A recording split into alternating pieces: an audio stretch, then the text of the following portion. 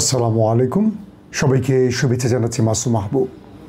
প্রিয় দর্শক, বেশ কদিন আপনাদের নতুন কোনো সংবাদ দিতে পারিনি। আমি একটি জরুরি সফরের মধ্যে থাকার কারণে সংবাদ দিতে পারিনি। ইনশাআল্লাহ আবারও নিয়মিত হবার চেষ্টা করছি। তো আজকে প্রথম যে সংবাদটি দিতে চাই সেটি হলো গাজার উদ্দেশ্যে ফ্লোটিলার জাহাজগুলো এখন কোন পথে রয়েছে। দখলদার কত বড় ভুল করলো ত্রাণবাহী জাহাজে হামলা করে। দ্বিতীয় গুরুত্বপূর্ণ খবরটি হলো আমেরিকাতে ভয়াবহ অ্যাটাক হয়েছে এবং আমেরিকার তেল রিফাইনারিকে মোটামুটি ধ্বংস করে দিয়েছে। কিন্তু এটা কি হামলা নাকি কোনো দুর্ঘটনা? আমেরিকা কাকে সন্দেহ করছে? এই বিষয়গুলো আলোচনায় রাখবো আজকের এই ভিডিওতে। প্রথমেই আসছি আমরা গাজার অভিমুখে আন্তর্জাতিক যে ত্রাণবাহী জাহাজগুলো ছুটছে তার সর্বশেষ আপডেট। ইতিমধ্যে আপনারা জেনে গেছেন যে স্পেনের বার্সেলোনা থেকে প্রায় ৪৪টি দেশের ৫০০-র অধিক ত্রাণযাত্রী গাজার উদ্দেশ্যে রওনা দিয়েছে। বলা হয়েছে প্রায় ৫০-এর অধিক ছোট জাহাজ নিয়ে ৫০০ ত্রাণবাহী মানবাধিকার কর্মী, সাংবাদিক, আইনবিদ, আইনজ্ঞ, যাই বলি না কেন, সামাজিক সাংস্কৃতিক সংগঠনের ব্যক্তিরা পৃথিবীর ৪৪ থেকে ৫০টি দেশ থেকে তারা রওনা হয়েছে গাজার উদ্দেশ্যে। এবং ইতিমধ্যে ফ্লোটিলা জাহাজে দখলদারদের বাহিনী আইডিএফ আক্রমণ করেছে, কয়েক শতাধিক তারা আটকও করেছে। এরপর জানা গেছে বিভিন্ন প্রান্ত থেকে আরও কয়েকশো জাহাজ মুভ করেছে গাজার উদ্দেশ্যে। ভূমধ্য সাগর পেরিয়ে তারা গাজায় বা গাজার জলরাশিতে প্রবেশ করেছে। দখলদার বাহিনী যখন এই জাহাজগুলোকে টার্গেট করে হামলা করেছে তখন এই জাহাজগুলোতে Greece, France, German, Italy, Spain সহ ইউরোপের বিভিন্ন দেশের নাগরিকরা অবস্থান করছিল। যখন দখলদাররা সে জাহাজগুলোকে টার্গেট করে, আইডিএফ সে জাহাজগুলোতে হামলা করে, পুরো ইউরোপ ক্ষেপে ওঠে এবং ইউরোপের বিভিন্ন দেশ, সেটা ইতালি বলেন, ফ্রান্স বলেন, তুর্কি বলেন, আরও যেসব দেশ আছে সেই সব দেশে হাজারো মানুষ রাস্তায় বিক্ষোভে নেমে পড়ে। অর্থাৎ দখলদাররা তাদের শক্তি দেখাতে গিয়ে ইউরোপকে পুরো খেপিয়ে তুলেছে। আমার কেন যেন মনে হয় যে নেতানিয়াহু তিনি তার শাসনামলের বা ক্ষমতার বা দখলদার দেশটি তার ক্ষমতার একদম শেষ বিন্দুতে গিয়ে আটকে আছে। হয় পৃথিবী এই দেশটিকে তসলিম করবে, নতুবা পৃথিবী এই দেশটিকে একঘরে করে ফেলবে। আমরা দেখতে পাচ্ছি সেটি হচ্ছে। পুরো ইউরোপের জনগণ ক্রমান্বয়ে দিন যত যাচ্ছে তারা দখলদার দেশটির চেহারা তাদের কাছে প্রকাশ পাচ্ছে। এতদিন যে নেতানিয়াহু গাজার প্রতিরোধ বাহিনীকে সন্ত্রাসী বলতো আর পুরো পৃথিবী চোখ বন্ধ করে বিশ্বাস করত, এখন আর সেটি হচ্ছে না।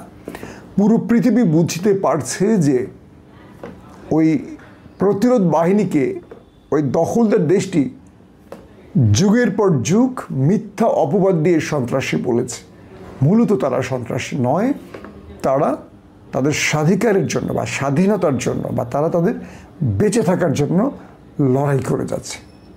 এবং ইউরোপের মানুষগুলো যখন শুনেছে যে তাদের ত্রাণবাহী জাহাজগুলোতে তাদের মানবাধিকার কর্মী, তাদের আইনজ্ঞদের উপর বা তাদের সাংস্কৃতিক ব্যক্তিদের উপর, তাদের সাংবাদিকদের উপর হামলা হয়েছে দখলদার দেশটির পক্ষ থেকে, তখন বিক্ষোভে ফেটে পড়েছে তারা তাদের নিজেদের দেশে। আর এটি ডোনাল্ড ট্রাম্পের জন্য অনেক বড় চাপের হয়ে গেছে, এটি নেতানিয়াহুর জন্য অনেক বড় চাপের হয়ে গেছে। কারণ এই ইউরোপীয় রাষ্ট্রগুলো এতদিন বাঁচিয়ে রেখেছিল দখলদার নামক এই দেশটিকে। তারা চোখে না দেখে হলেও চোখ বন্ধ করে এই দেশটির পক্ষে সমর্থন জুগিয়েছিল। এবার আর সেটি হচ্ছে না। এবার তুরস্কের মতো দেশ, এবার ইতালির মতো দেশ, স্পেনের মতো দেশ তারা বিশ্বের কাছে পুরো দৃশ্যটা তুলে ধরছে। দেখো, ওদের কাছে যে জাতিগোষ্ঠীকে, অর্থাৎ গাজার মানুষগুলো বিনা চিকিৎসায় মারা যাচ্ছে, বিনা খাদ্যে মারা যাচ্ছে, আমরা তাদের কাছে শুধু চিকিৎসা খাদ্য নিয়ে যাচ্ছি আর ওরা আমাদের বাধা দিচ্ছে, সন্ত্রাসী বানিয়ে আমাদের বলছে যে আমরা নাকি সন্ত্রাসী। তার মানে এতদিন ওরা যা বলেছে মিথ্যা বলেছে।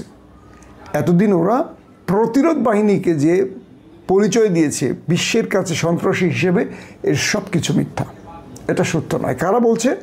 ইউরোপের এই জনগণ, এবং যাদেরকে আটক করা হয়েছে দ্রুত তাদের মুক্তি দেওয়ার জন্য চাপ তৈরি করছে তার দেশ।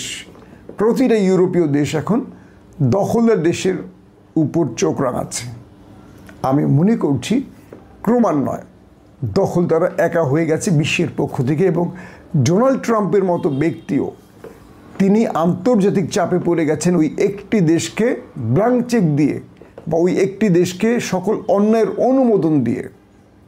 ট্রাম্প এখন বুঝতে পারছেন তিনিও আর বিশ্ব মোড়ল নন, তাকে আর মোড়লিপনায় বা মোড়লি চেয়ারে বিশ্বের বাকি জনগণ দেখতে চাইছে না।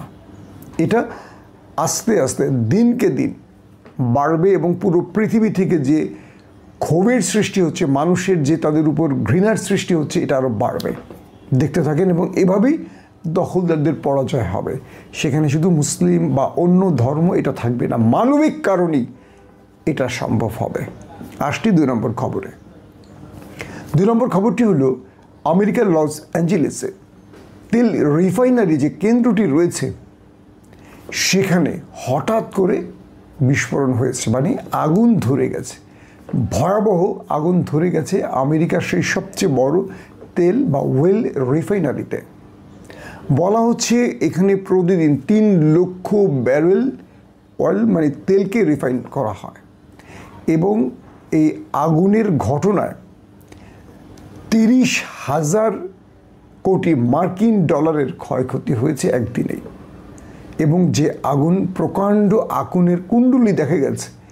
বলা হচ্ছে যে আমেরিকা তার সৃষ্টির পর থেকে তার রাষ্ট্রের তেলের উপর সবচেয়ে বৃহৎ আক্রমণ হয়েছে। এখন এই শব্দটিকে আমরা আক্রমণ বলবো না দুর্ঘটনা বলবো? প্রশ্ন হলো, আমেরিকায় কোনো ড্রোন অ্যাটাক হয়নি, যুদ্ধ বিমানের অ্যাটাক হয়নি, কোনো মিসাইল অ্যাটাক হয়নি, তাহলে আমেরিকার ভেতরে এই আগুনের ঘটনা কেন? বিভিন্ন সূত্র বলছে যে আমেরিকাতে কোনো সাইবার অ্যাটাক হতে পারে, যেমন ইরানের তেল ক্ষেত্রগুলোতে দখলদার দেশটি সাইবার অ্যাটাকের মাধ্যমে বহুবার আগুন ধরিয়ে দিয়েছে।